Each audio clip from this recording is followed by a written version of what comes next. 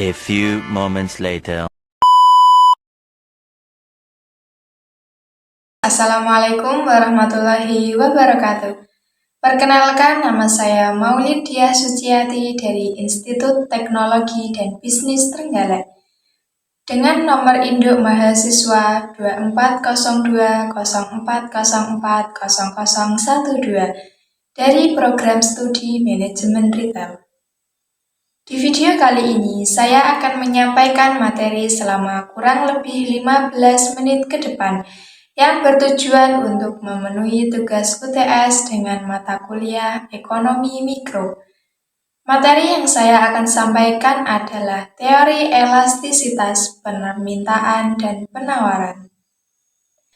Pengertian elastisitas permintaan yaitu suatu alat atau konsep yang digunakan untuk mengukur derajat kepekaan atau respon perubahan jumlah atau kualitas barang yang dibeli sebagai akibat perubahan faktor yang mempengaruhi. Dalam hal ini, pada dasarnya ada 3 variabel pertama yang mempengaruhi, maka dikenal 3 elastisitas permintaan, yaitu elastisitas harga permintaan, elastisitas silang, dan elastisitas pendapatan. Selanjutnya yaitu elastisitas harga permintaan. Apa sih elastisitas harga permintaan? Elastisitas harga permintaan yaitu derajat kepekaan atau respon jumlah akibat perubahan harga barang, atau dengan kata lain merupakan perbandingan dari presentase perubahan jumlah barang yang diminta dengan presentase perubahan dengan harga di pasar. Sesuai dengan hukum permintaan, jika harga naik, maka kuantitas barang turun dan sebaliknya. Dalam analisis, elastisitas harga permintaan lebih kerap dinyatakan sebagai elastisitas permintaan. Nilai perbandingan antara presentase perubahan jumlah diminta dengan presentase perubahan harga disebut koefisien elastisitas permintaan. Berikutnya yaitu rumus perhitungan. Elastisitas permintaan digunakan untuk menjelaskan tingkat kepekaan permintaan suatu barang terhadap perubahan harga barang tersebut. Harus diingat bahwa elastisitas permintaan harus digambarkan dengan angka negatif sebagai tanda adanya hubungan negatif antara perubahan harga dengan permintaan. Elastisitas permintaan variabel yang kedua, yaitu elastisitas silang. Apa sih elastisitas silang itu? Yaitu koefisien yang menunjukkan sampai di mana besarnya perubahan permintaan terhadap suatu barang. Apabila terjadi perubahan terhadap harga barang lain dinamakan elastisitas permintaan silang, atau secara ringkas yaitu elastisitas silang. Yang ketiga yaitu elastisitas pendapatan, yaitu koefisien yang menunjukkan sampai di mana besarnya perubahan permintaan terhadap suatu barang sebagai akibat daripada perubahan pendapatan pembelian dinamakan elastisitas penerimaan pendapatan, atau secara ringkas disebut dengan elastisitas pendapatan. Nah, selanjutnya apabila yang terjadi adalah kenaikan pendapatan yang berakibatkan naiknya jumlah barang yang diminta, maka tanda elastisitas barang tersebut adalah positif, dan barang yang diminta disebut dengan barang normal atau superior.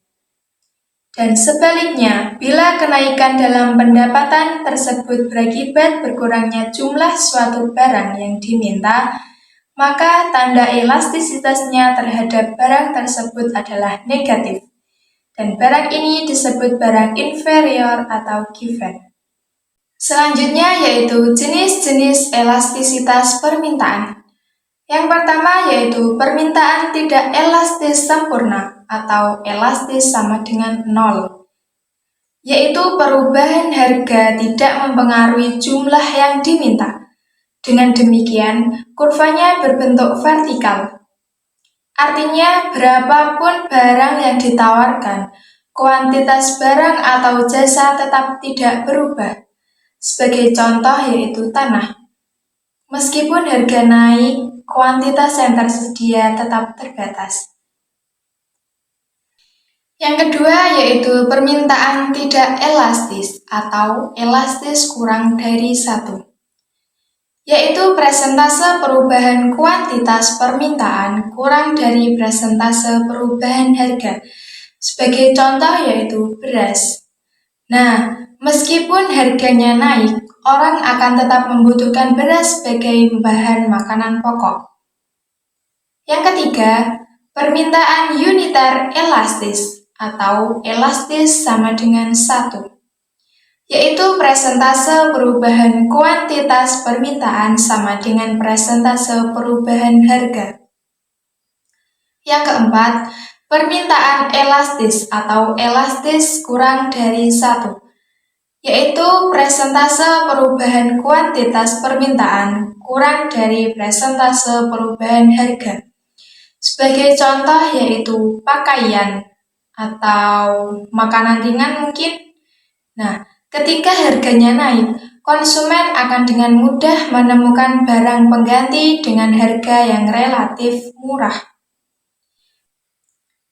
Yang kelima yaitu permintaan elastis sempurna, yaitu elastis tidak terhingga, di mana pada suatu harga tertentu, pasar sanggup membeli semua barang yang ada di dalam pasar. Selanjutnya yaitu faktor-faktor yang mempengaruhi elastisitas permintaan.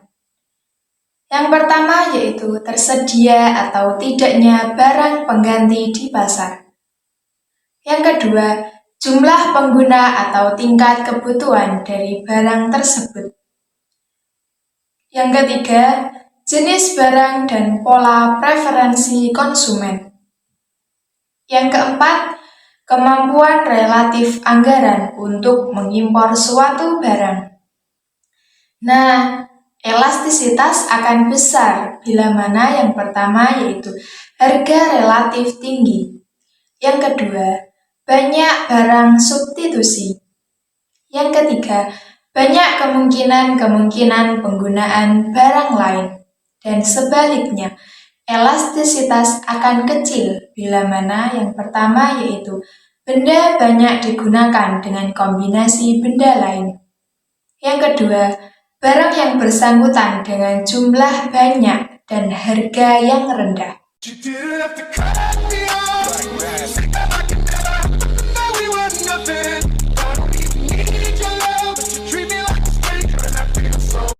A few moments later. Elastisitas penawaran, yaitu perbandingan antara seberapa besar perubahan jumlah barang yang ditawarkan sebagai akibat dari perubahan harga. Tingkat elastisitas kurva penawaran yaitu terdiri dari 5 tingkatan elastis. Yang pertama yaitu elastis sempurna. Terwujud apabila para penjual bersedia menjual semua barangnya pada satu harga tertentu dengan bentuk kurva sejajar dengan sumbu datar. Yang kedua yaitu tidak elastis sempurna. Terwujud apabila penjual sama sekali tidak dapat menambahkan penawarannya walaupun harga bertambah tinggi, dengan bentuk kurva sejajar sumbu tegak. Yang ketiga yaitu tidak elastis. Terwujud apabila perubahan harga menimbulkan perubahan yang relatif kecil terhadap penawaran.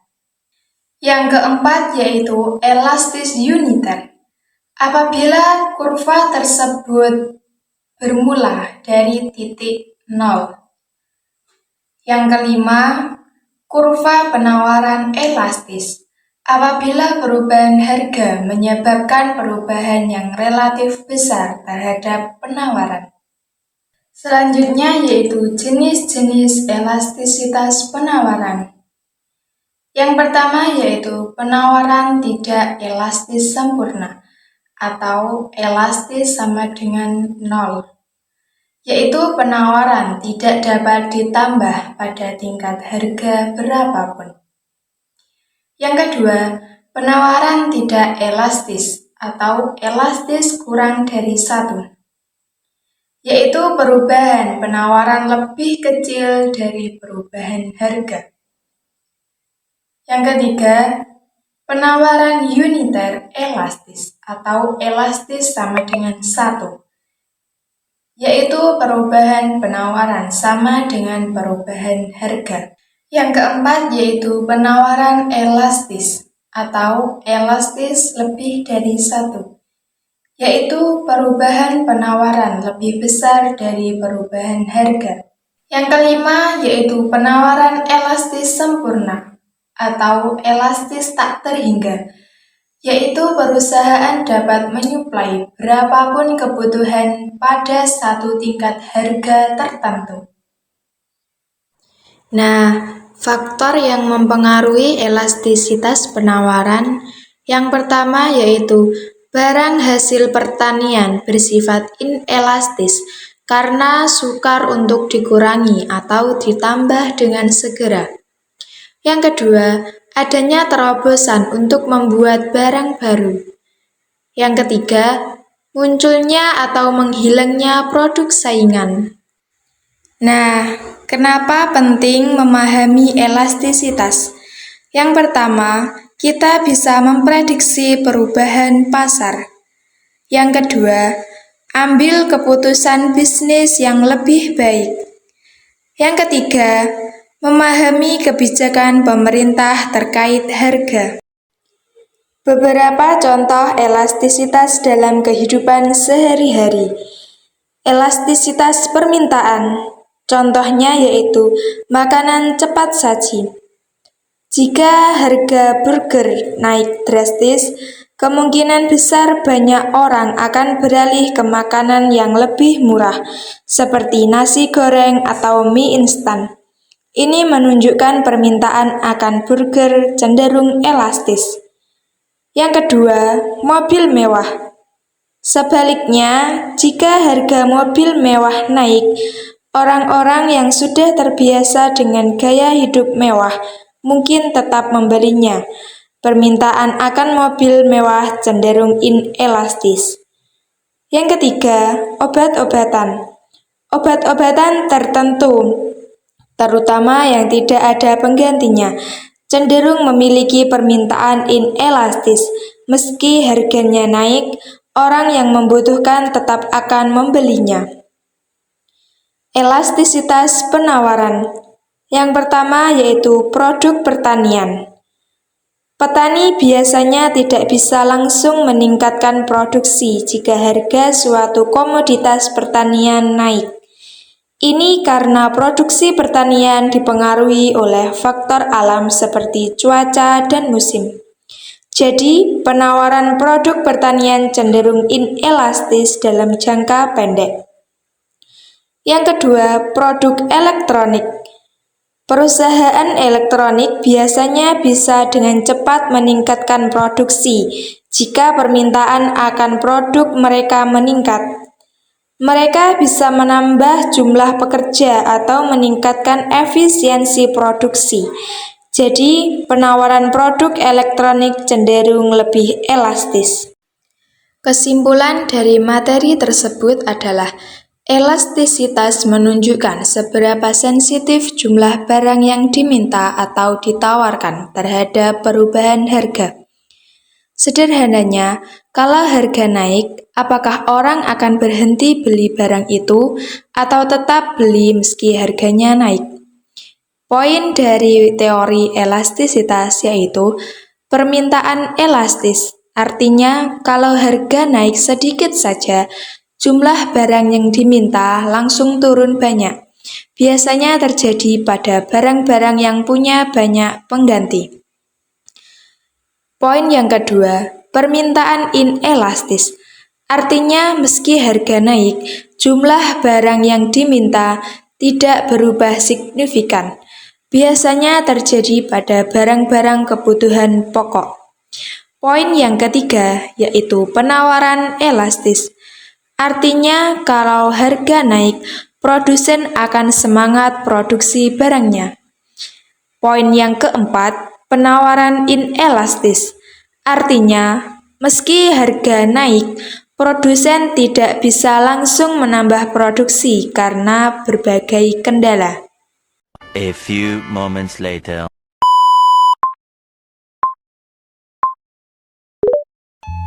Sekian materi yang bisa saya sampaikan. Apabila ada tutur kata maupun kesalahan dalam penyampaian materi, mohon dimaafkan. Sekian, wassalamualaikum warahmatullahi wabarakatuh.